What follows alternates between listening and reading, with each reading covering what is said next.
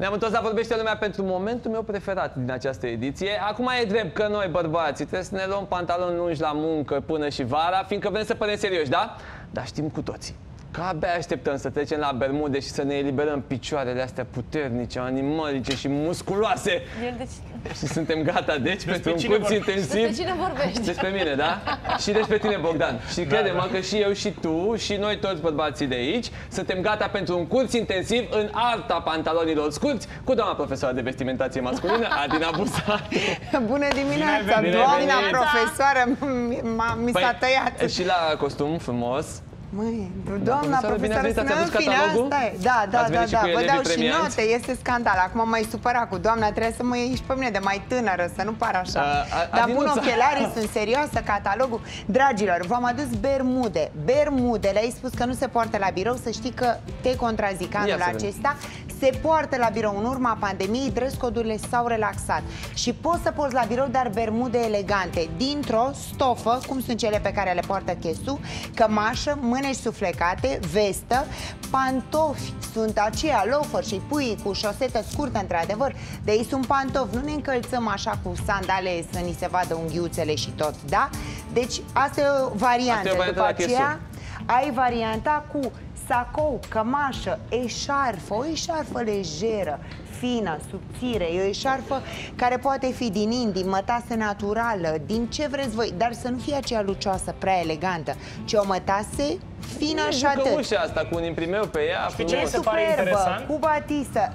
Ce ți se pare acolo, interesant? cu batista, asta e. Mi se pare interesant că avem și batista. Pentru că genul acesta de ținut o poți purta la o nuntă. O nuntă pe plajă, o nuntă pe malul piscinei, o nuntă, nu știu, într-un mediu deschis. Pentru că noi avem obsesia românii că dacă am auzit de nuntă, bă, ne-am pus costumul negru sau ăla blămarin de friptură, cu tot și ne-am dus acolo. Păi dacă sunt la piscină, ce caut eu cu smoking? Nici mire nu arăți bine în smoking pe plajă. Nu ești potrivit. Tot aud diferența asta între bermude și pantaloni scurți. Care sunt bermudele? Bermudele sunt cele mai lungi, deci și vă sugerez să le purtați pe cele mai lungi. La mare, la baie, da, shorturile de baie se poartă și mai scurte, dar să știi că trebuie să ai niște picioare la fel de frumoase cum trebuie să avem noi când purtăm mini. Acum să vă chinuiți și voi să vă faceți picioare frumoase, că până acum n-ați avut mult de lucru. Ideea e așa, bermudele anul acesta merg purtate în toate contextele. Diferența o face țesătura, oricum ea va fi naturală, dar o țesătură de in e o țesătură relaxată, pe care o pui doar cu o cămașă lejeră, cu mânești suflecate, de plimbat pe malul mării, da? Dacă vorbim de niște bermude dintr-un bumbac, dintr-o stofă, din asta, dintr-o țesătură fină de bumbac, acestea sunt dintr-un bumbac, dar vezi, e un bumbac elegant și ele au și dungă. Deci arată un pic mai... Astea merg puse la un sacou, la o cămașă, pentru o ținută un pic mai elegantă. Poți să te duci și la un restaurant așa. Condiția e să ai picioare frumoase și vorbesc serios, dacă ai picioarele în paranteză, te sfătuiesc să porți acel pantalon lung pe care l-ai purtat și până acum. S-a întors chesul și poartă un sacou la 2 rânduri de nasturi, o cămașă din mătase naturală. Și vreau să vă arăt, pentru că e specială și se poartă. Moda anilor 70 a revenit. Noi să o adoptăm mai greu cu... Știu că toți de acasă o să spună, domne, ce bărbat e ăla cu decolteu.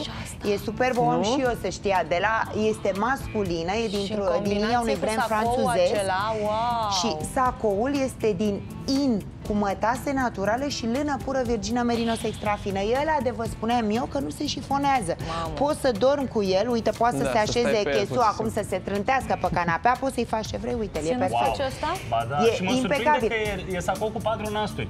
N-aș purta teoretic la o ținută așa lejeră. De ce să nu-l porți? Și uite-te, vreau să vă arăt că sacoul la 2 rânduri de nasturi, cel cu 6 nasturi de fapt, poate să arate bine și descheiat. Și dacă vrei să faci o ținută super relaxată din el, poți să-l prinzi așa.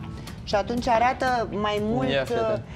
E foarte relaxat, e mai mult, poți să pui cu un tricou, cu mânești suflecate, poți să pui la jeans. Mie mi se pare că pantalonii aceștia scurți nu se potrivesc bărbaților foarte înalți. Așa este și nici celor cu picioare extrem de subțiri. Exact, Pentru că arată urâțel, zici că sunt așa cocostârc. Exact, și nu arată bine și nici celor foarte plinuți. Că dacă au picioarele grăsuțe și glezna groasă, evităm. Deci nu poate să poarte nici Rubel și nici Bogdan. Vă mai spun... am cele mai frumoase picioare din sud-estul Europei. Am și un Dacă nu ne arăți, nu te credem. Trebuie să vedem live, să scoți piciorușul. Adică poți să-ți dai seama. Păi da, cu jeans și pe tine n-am văzut nimic. Da, uite, pot să fac așa, uite. Uite aici, picioare frumoase la puțin, cum adică? Da, mă, gleznă subțire de căprioară. Bravo, bravo. Te rog mult și... Da, așa, vă rog, da. Dar uitați-vă... Poți să alegi un picior? Dar nu l-am considerat, că eu nici nu m-am pregătit. N-am fost la salon înainte de asta. Hai să alegem un picior. Băi, mie îmi place variația, mie îmi plac bărbații de diferite feluri, așa că amândouă picioarele sunt. Nu, stați puțin, dar mie cum mi-ar sta, nene? Ție ți-ar sta superb, numai că ție stă superb și cu din aia până la fund, așa, anii 60, tu poți să porți ce vrei. Nu mai pot nici chiar așa, Dina, Lăsați. S-au dus și anii 60. Cristian poartă aceeași idee, tot sacou, tot în sacou complet neșifonabil, dar de data aceasta cu tricou. Tricou, batistă, bermude și sneakers. Scuze un pic, că nu pot să mai cobor, că am gamba asta pe... E un incident. Un incident vestimentar. Te rog, nu le pilache. Nu le pilache, e posibil. Băi, doare. Nu pot. Am încercat. Băi, cine te pune să faci sport, da? A vrut să arate că e musculos. A zis el de picioare puternice, noi nu le-am crezut, ne-am convins la acum. Cristian. Da, dragilor, este un tricou din bumbac fin, tricou cu mânecă scurtă, merge extraordinar sub sacou. El mergea și la un costum. Acest tricou, deci poți purta sneakers cu tricou și cu un costum normal, dar ușor relaxat. De data asta avem sacoul cu bermude. Din nou este o ținută care merge la o ieșire cu prietenii. E lejeră, e de mers la mare, e de mers la munte, afară, undeva, la terasă, sau la o petrecere între prieteni, fără mari pretenții, dar unde nu vrei să fii doar în tricou așa, simplu îmbrăcat. E o ținută rafinată de vară. Nu are pretenții, el e un băiat care a ieșit. E relaxat. Relaxat. Voiam să te întreb un lucru. Mi-ai povestit până acum despre materiale, da? Și am înțeles că poate să fie materialul ăsta de in, care e lejer, de terasă, de ieșit afară, poate să fie bumbacul, care merge și la evenimente. Dar dacă vorbim de culori, ce culori abordăm? Am văzut că băieții au zona asta de bej și negru. Eu am pus doar bej și negru pentru că folosesc câte o singură pereche de bermude pentru fiecare. Vreau să vă arăt versatilitatea. Corect. Știți că îmi place să povestesc tuturor, nu cumpărați mult. Puțin și bun, să poți utiliza multe ținute, dar bermudele pot fi și foarte colorate. Sigur că poți purta alb, blemarin, cele clasice, negru, bej întotdeauna, un verde închis, dar poți să porți și o culoare puternică pentru o ținută mult mai relaxată. Nu o să pun o pereche de bermude neon, galben neon, verde neon la un sacou. În schimb, la un tricou, da. Și aici, că tot vorbim de culori, uitați-vă ce bine îi vine lui Cresu această culoare. Ce vreau să vă spun, nu vă mai luați haine, că ați văzut pe Instagram nu știu ce ținută și o iau și eu. Ia-ți haine în funcție de cromatica ta, să îți pună în evidență cromatica, să-ți flateze cromatica. Galbenul acesta muștar se poartă la nebunie, dar nu merge pentru orice tip de ten. Și atunci lui vine superb. Combinat cu negru este minunat, iar tricoul este din mătase naturală. Este un tricou elegant, din mătase naturale. E superb, răcoros, proaspăt. El merge extraordinar pus la costum, pentru că vă spuneam că dress code-urile s-au relaxat și anul acesta costumul cu tricou este potrivit la birou fără nicio problemă. Însă sigur nu o să pun tricoul ăla casual sport pe care l-am purtat aseară la fotbal. Am să pun un tricou ușor mai elegant. Cel din mătase naturală e varianta perfectă. Deci asta este genial, asta e un tricou. Da, și culoarea sacoului. Știi cum este pe corp, leșin. Deci e o plăcere. Toți clienții care le probează îmi spun vreau toate culorile pentru că poți să pun și eu mâna pe... Așa și pe abdomen, să știi că Chesu are un abdomen de evidențiat.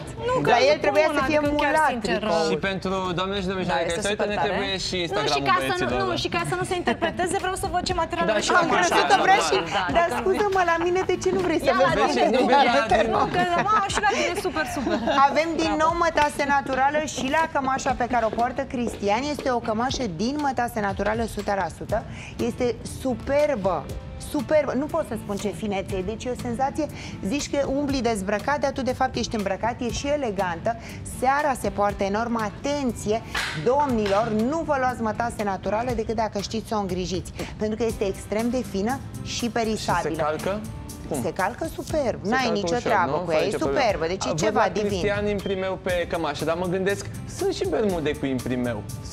Se poartă sau? Cele de baie arată superb imprimate sau cele foarte sport, nu casual, chiar sport. Dar cele de baie imprimate sunt superbe, nu știu, cu înghețate, cu inimioare, cu palmieri, cu ce vreți voi, culoare. Nu vă mai fie teamă de culoare, purtați culoare. Culoarea este superbă, arată minunat și mai ales când purtați genul ăla de shorturi de baie, nu vă mai duceți la restaurant, acolo, la terasă să beți o bere, doar în short și abdomenul gol. Chiar dacă ai pachetele, pune o cămașă deschisă, suflecată, respectă un pic pe cei din jur. E foarte urât să te duci cu burta la vedere. Mulțumim frumos, Adina. Cu drag. Mulțumim, băieți, să lăsați Instagramurile voastre, vă rog, ca să le dăm la cerere pe WhatsApp, da? Pentru și sacoul la muștar. Mulțumim frumos. Și sacoul muștar odată cu... Și voiam să mai întreb pe Adina, când mergi să mănânci un clafuti, cum te îmbraci? Mamă, cum te îmbraci? Adică cum vii îmbrăcată să mănânci un clafuti? Depinde unde mănânci. Când mănânci un clafuti, poți să fii cum vrei tu. Este prăjitura mea preferată, ca să știți. O ador și doar Sara știe să mi-o facă, pentru că eu nu sunt capabilă. Dar poți să te îmbraci cum vrei tu. Ideea este în ce context mănânci, acasă la iubită sau poate la un restaurant, și atunci în funcție de asta îți alegi ținuta. Nu știu, mie nuanțele astea, pe mine nuanțele astea nu mă interesează cât timp prăjitura e bună. Adina, mulțumim mult și mi se pare că Adela este îmbrăcată perfect pentru a mânca. Exact. Platoul vorbește lumea.